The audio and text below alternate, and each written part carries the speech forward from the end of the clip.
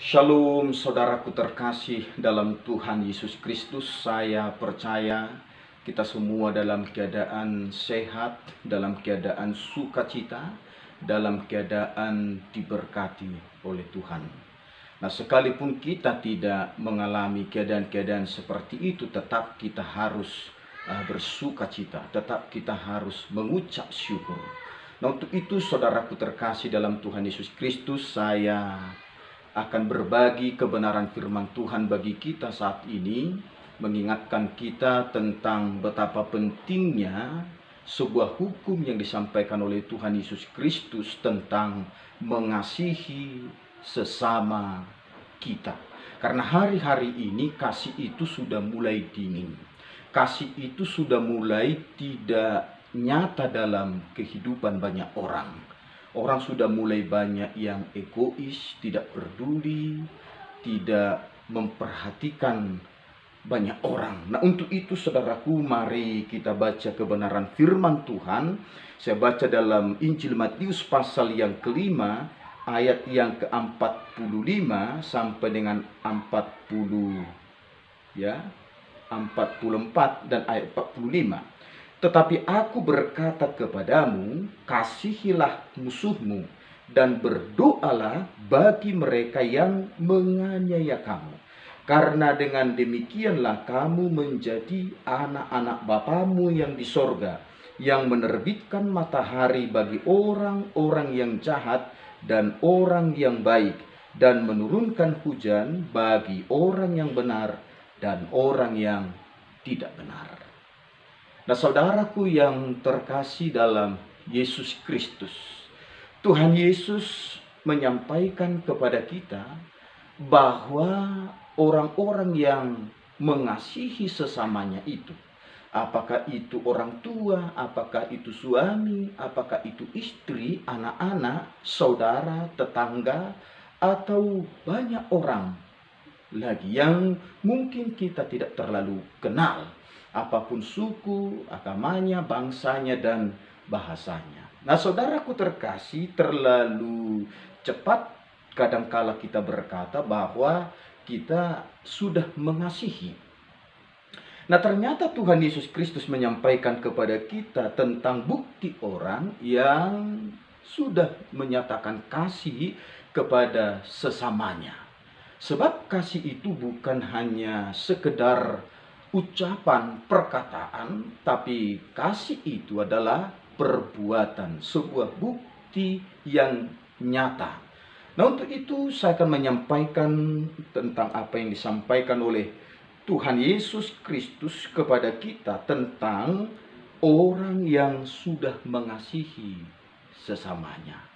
Karena ini adalah hukum yang kedua.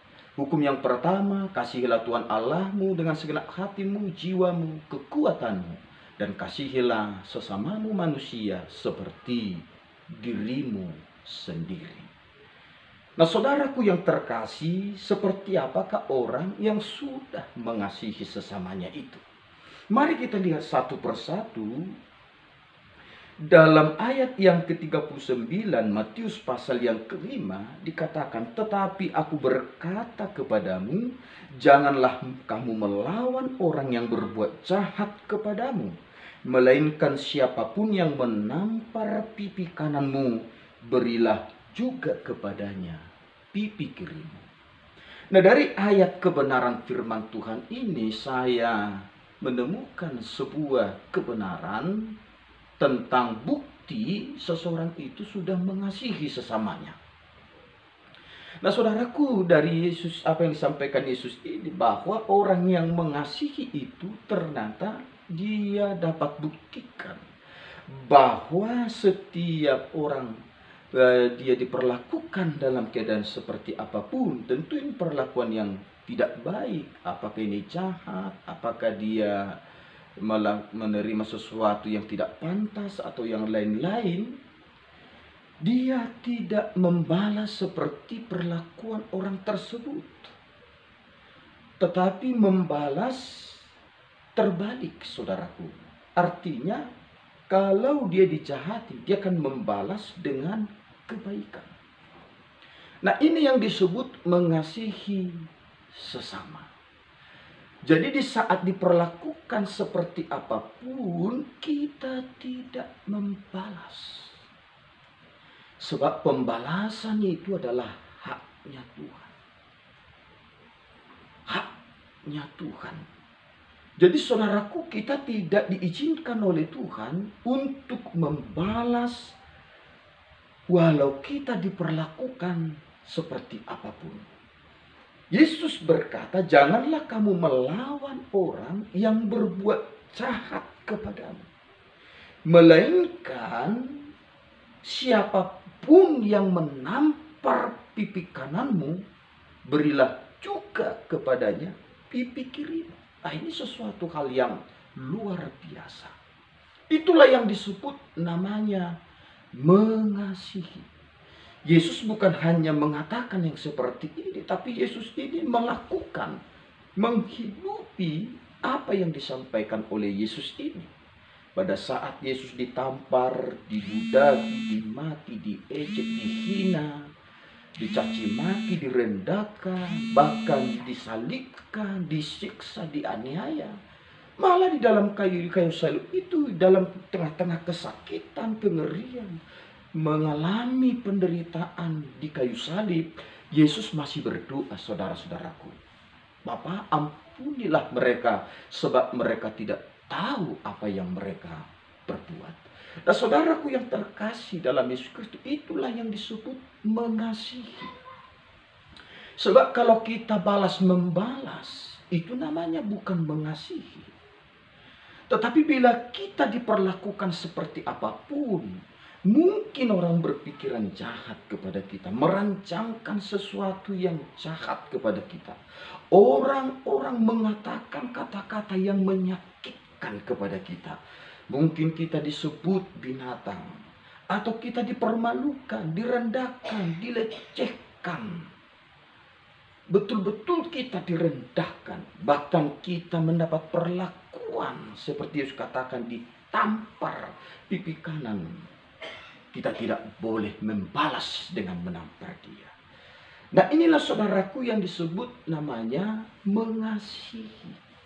Sama seperti Yesus membuat perumpamaan tentang mengasihi sesama. Di mana ada seseorang yang sedang datang dari Yerusalem ke Yeriko. Lalu di tengah jalan dia ditangkap oleh para perampok. Lalu dia dilukai, bahkan ditinggalkan hampir mati. Lewatlah dikatakan imam Lewi, tetapi tidak memperdulikan, memperhatikan orang yang sedang kesakitan itu. Tetapi lewatlah namanya orang Samaria. Sebab orang Samaria dengan orang Yahudi tidak ada pertemuan pada kala itu. Tetapi dialah yang membuktikan kasihnya kepada orang Yahudi tersebut. Nah, saudaraku yang terkasih dalam Yesus Kristus, walaupun tidak ada seperti perpecahan, pertentangan, tidak ada pertemuan oleh karena mungkin hubungan yang tidak baik yang selama ini mulai dari keturunan demi keturunan, tetapi kita yang sudah memiliki kasih, kita akan menghancurkan tembok-tembok pemisah itu. Nah, itu yang pertama, saudaraku yang terkasih dalam Yesus Kristus. Yang kedua, seperti apakah yang disebut mengasihi sesama itu?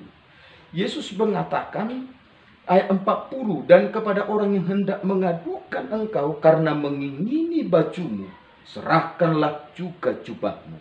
Dan siapapun yang memaksa engkau berjalan sejauh 1 mil, berjalanlah bersama dia sejauh 2 mil. Berilah kepada orang yang meminta kepadamu, dan janganlah menolak orang yang mau meminjam kepadamu. Nah, saudaraku yang terkasih, yang kedua, seseorang itu sudah betul-betul menyatakan kasihnya kepada sesamanya. Yang kedua, melakukan yang terbaik kepada sesamanya. Melakukan yang terbaik. Bukan hanya baik. Melakukan yang baik saja pun penuh pergumulan. Apalagi melakukan yang terbaik. Nah, inilah ajaran Tuhan Yesus Kristus. Yesus menyatakan ini lewat pribadinya, lewat hidupnya. Manusia di dunia ini penuh dengan dosa, penuh dengan kejahatan. Bahkan tidak ada seorang pun manusia yang bersedia menyambut kelahiran Yesus di rumahnya, menolak dia.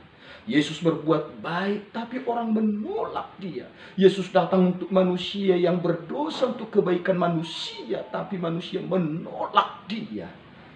Bahkan dia menyembuhkan banyak orang, dia difitnah, dituduh, dan bermacam-macam. Nah, saudaraku yang terkasih, Yesus tidak membalas itu. Yesus tidak minta kepada Bapanya supaya seluruh umat manusia dibinasakan, tak pantas dan tak layak dikasihani. Atau Yesus tidak berkata, aku tidak mau mati untuk manusia, aku tidak mau tersalib untuk manusia. Betapa sakitnya diperlakukan. Tetapi saudaraku yang terkasih dalam Yesus Kristus, walaupun manusia berbuat jahat, manusia menolak Yesus Kristus, bahkan menyalibkan dia, walaupun hanya segelintir orang yang percaya, yang menerima dia. Tetapi pada manusia menolak dia, tapi Yesus tetap berbuat yang terbaik. Di kayu salib Yesus berdoa, Bapa, ampunilah mereka, sebab mereka tidak tahu apa yang mereka berbuat. Yesus berbuat yang terbaik. Perbuatan Yesus yang terbaik, dia menyerahkan nyawanya bagi manusia, bagi saya, bagi sekalian kita dimanapun kita berada. Yesus berbuat yang terbaik. Bukan hanya baik, tapi terbaik. Apa yang Yesus berbuat yang terbaik? Memberikan nyawanya. Pemberian nyawa itulah pemberian yang terbesar dari segala pemberian. Pemberian nyawa adalah pemberian yang terbaik dari segala pemberian. Makanya Yesus berkata, bila ada orang yang mengajak engkau berjalan 1 mil, jalanlah bukan 1 mil, tapi berjalanlah 2 mil. Artinya terbaik. Bila ada orang yang menampar engkau pipi kananmu, kasih pipi kirimu. Bila ada orang yang meminjam bajumu, kasihlah jubahmu. Baju dengan jubah, itu jubah jauh lebih mahal, saudara-saudaraku. Artinya jubah itu sesuatu yang lebih terbaik daripada baju. Diminta baju, dikasih jubah. Ini yang terbaik. Jadi kalau kita disebut mengasihi sesama kita, kita memberi yang terbaik kepada dia. Memberi yang terbaik kepada dia. Nah, saudaraku, itu yang kedua. Rahasia yang ketiga, saudaraku yang terkasih dalam Yesus Kristus. Seperti apakah yang disebut mengasihi sesama itu? Yang ketiga, saya akan menyampaikan seperti yang Yesus sampaikan. Ayatnya yang ke-43. Kamu telah mendengar firman, kasihilah sesamamu manusia dan bencilah musuhmu. Tetapi aku berkata kepadamu, kasihilah musuhmu dan berdoalah bagi mereka yang menganiaya kamu. Karena dengan demikianlah kamu menjadikan anak-anak Bapamu yang di sorga, yang menerbitkan matahari bagi orang yang jahat dan orang yang baik, dan menurunkan hujan bagi orang yang benar dan orang yang tidak benar. Nah, saudaraku yang terkasih, yang ketiga, bahwa kita sudah benar-benar mengasihi sesama kita. Yang ketiga, itu akan nyata dan terbukti bahwa kita mengalami perlakuan seperti apapun dari setiap orang, hubungan kita dengan Bapa di sorga tetap baik. Ada banyak orang punya sesuatu masalah dengan orang lain. maka otomatis hubungannya dengan Tuhan kurang baik. Kalau ada seseorang dilukai, disakiti, diejek, direndahkan, dihina oleh orang lain, maka dia menyimpan akar pahit, sakit hati, dendam. Maka ini akan menjadi otomatis hubungan kita dengan Bapa kita, dengan Yesus akan menjadi rusak, saudara-saudaraku. Jadi saudaraku yang terkasih, melakukan seperti apapun kepada sesama kita dengan hubungan yang baik dengan Tuhan. Artinya mengasihi itu dengan tulus ikhlas. Saya percaya ada banyak orang mengasihi tidak tulus dengan ikhlas. Hatinya panas walaupun dia lakukan seperti seolah-olah baik kepada orang lain. Bahkan ada orang berbuat sesuatu kepada orang lain sesamanya, tapi dia mengingat-ingat. Suatu saat dia mengungkit-ungkit. Bahkan ada orang mengasihi, berbuat sesuatu yang baik kepada sesamanya, tetapi saudaraku yang terkasih, dia mempersoalkan itu di kemudian hari. Dan dia berkata, gara-gara akulah kau menjadi orang. Gara-gara akulah kau berhasil. Gara-gara akulah kau jadi sehat. Karena akulah yang membiayai perobatanmu ke rumah sakit. Saudaraku, kalau kita mengasihi sesama kita, hal-hal seperti ini tidak perlu kita ungkapkan. Karena kita melakukan itu bukan semata-mata karena ke dia, tapi karena kita anak-anak Bapa kita di sorga.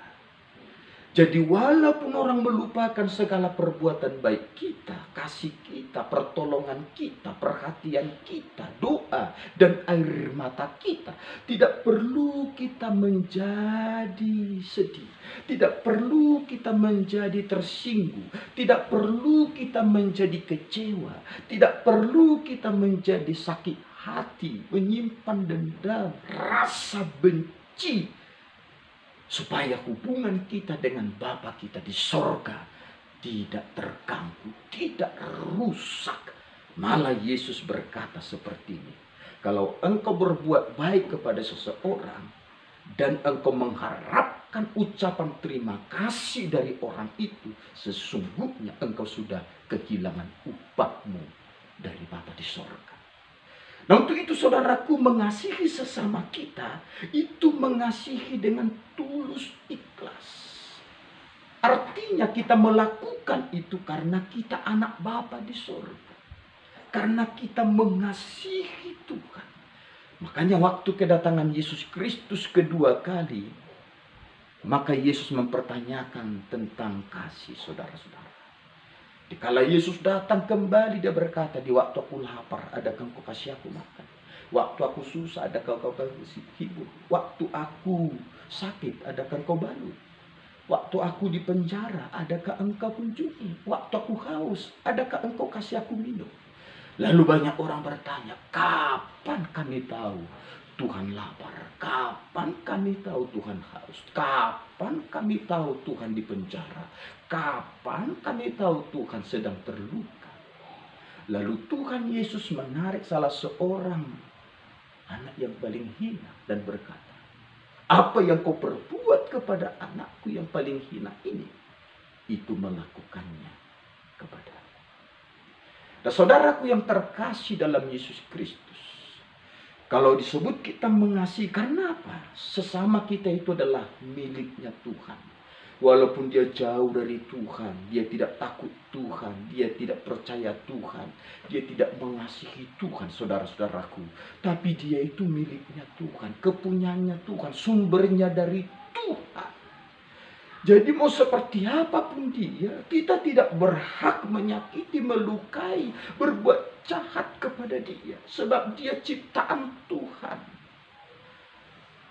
Biarlah urusan dia dengan Tuhan, malah lewat kita dia bisa mengenal kembali Tuhan yang benar.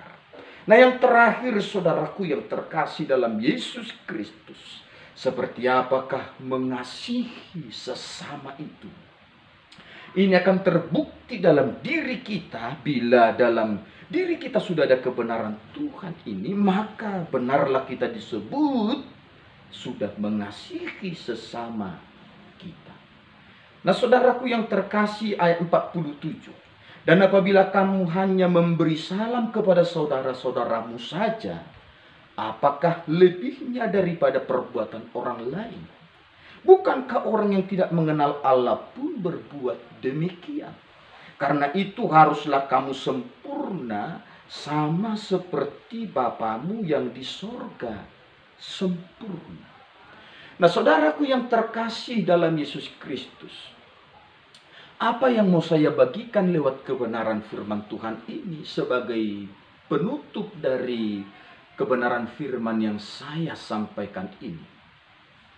Saudaraku, bahwa kita berkata kita mengasihi sesama kita, maka kita harus tampil beda. Kita harus tampil beda. Kita harus berbeda. Berbeda. Bukankah kita dipanggil oleh Tuhan menjadi anak-anak Bapa? Bukankah kita dipanggil menjadi anak-anak terang? Menjadi garam dan terang dunia. Menjadi saksi-saksi Kristus. Paulus berkata kepada jemaat di Korintus. 2 Korintus pasal 3 ayat 2 dan 3. Kamu adalah surat Kristus yang terbuka. Yang bisa dibaca oleh banyak orang. Artinya, orang-orang akan melihat Kristus dalam diri kita. Orang mungkin tidak akan baca Alkitab, tidak mengenal Alkitab untuk memahami, mengenali siapa sesungguhnya Tuhan Yesus Kristus, Tuhan kita itu. Tetapi orang akan bisa melihat, menemukan Alkitab itu dalam diri kita. Orang bisa mengenal Yesus itu dalam diri kita. Nah, saudaraku, makanya kita berbeda. Kalau kita masih sama dengan orang-orang yang tidak takut Tuhan, tidak dekat ke Tuhan, seperti Yesus katakan, apa bedanya kalau kau mengasihi orang yang mengasihimu? Tetapi engkau harus bisa mampu melakukan sesuatu yang berbeda. Malah musuhmu, orang yang berbuat jahat kepadamu, orang yang senantiasa melukai, menyakiti hatimu, orang yang iri cemburu kepadamu, orang-orang yang mengata-ngatai kamu, orang-orang yang memfitnah kamu, kita harus tampil beda. Kita bukan seperti dia. Kita harus menunjukkan bahwa kita bukan seperti dia. Sehingga orang-orang itu sadar. Paulus berkata kepada jemaat di Roma, kalahkanlah kejahatan dengan kebaikan. Nah, untuk membuat saudaraku sesama kita menjadi sama seperti kita, yang mengasihi Tuhan, yang mengasihi sesama, kita sedang ditantang dan diuji. Untuk itu, saudaraku yang terkasih, tidak akan mungkin terang dikalahkan oleh gelap. Tidak akan mungkin yang jahat, yang baik dikalahkan oleh yang jahat. Selalu hukumnya terang akan mengalahkan kegelapan. Terang akan mengusir kegelapan. Kebaikan akan mengalahkan kejahatan. Itu hukum yang tidak bisa ditawar dan diubah-ubah, saudaraku. Kalau kita praktekkan ini, maka kita akan menjadi saksi-saksi Kristus. Secara fisik Yesus tidak lagi dalam dunia ini. Dia hanya 33,5 tahun, saudaraku, sebagai manusia ada bersama-sama dengan manusia di dunia ini. Nah, sekarang di dunia ini saya dan saudara-saudaraku, anak-anak Yesus, pengikut-pengikut Yesus. Nah, masih banyak orang-orang yang belum menjadi anak-anak Yesus. Dan saya boleh katakan lebih banyak orang-orang yang belum menjadi anak-anak Yesus, yang belum menjadi pengikut Yesus Kristus di dunia ini, daripada sudah menjadi pengikut Yesus. Nah, ini tugas kita, saudara-saudaraku terkasih, bagaimana supaya mereka menjadi pengikut Tuhan Yesus. Harus kita nyatakan kasih ini. Kasih Yesus, kasih agape, kasih yang tak mengharapkan balasan. Nah, saudaraku, 4 kebenaran ini mari kita pegang teguh. Kalau 4 ini sudah ada dalam diri kita, benarlah seperti firman Tuhan, kasihilah sesamamu seperti dirimu sendiri. Yang pertama tadi, saudaraku, bukti kita sudah mengasihi sesama kita. Yang pertama, kita diperlakukan seperti apapun, tapi kita tidak membalas seperti perlakuan dia itu. Yang kedua, kita selalu berbuat bukan hanya yang baik, tetapi terbaik. Yang ketiga, jangan sampai membuat hubungan kita dengan Tuhan menjadi rusak. Mengasihi sesama membuat hubungan kita makin dekat ke Tuhan, makin dekat ke Tuhan, makin intim dengan Tuhan. Yang keempat, kita tampil beda. Menyatakan bahwa kita bukan seperti orang itu, tapi kita adalah anak-anak Yesus Kristus. Saya percaya, saudaraku yang terkasih, inilah sarana Tuhan. Kalaupun kita dilukai, disakiti, dibenci, pertama itu menjadi topik doa kita supaya dia berubah, supaya topik doa kita bertambah. Yang kedua, supaya lewat kita hidupnya berubah. Makanya jangan pernah membalas seperti perlakuannya, tapi balaskanlah dengan kejahatan, dengan kebaikan, dengan hal-hal yang menyenangkan hati Tuhan. Amin, saudaraku. Diberkati kiranya kita lewat khotbah ini. Bila saudaraku diberkati lewat kebenaran firman Tuhan yang singkat ini, saudara bisa berbagi kepada banyak orang dalam nama Yesus Kristus.